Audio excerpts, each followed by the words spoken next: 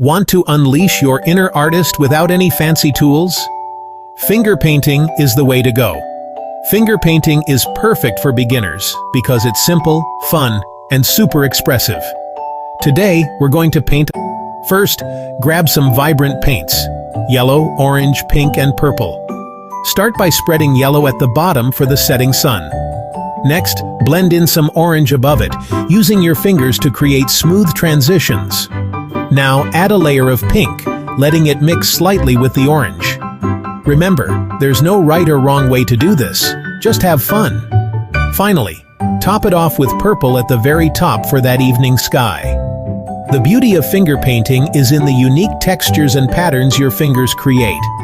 Embrace the mess and let your creativity flow. Take your time to experiment with different techniques and see what works best for you. You can even use your nails or the back of your fingers to create different effects. The more you practice, the more you'll discover your own unique style. If you enjoyed this video, make sure to like and share it with your friends. Happy painting!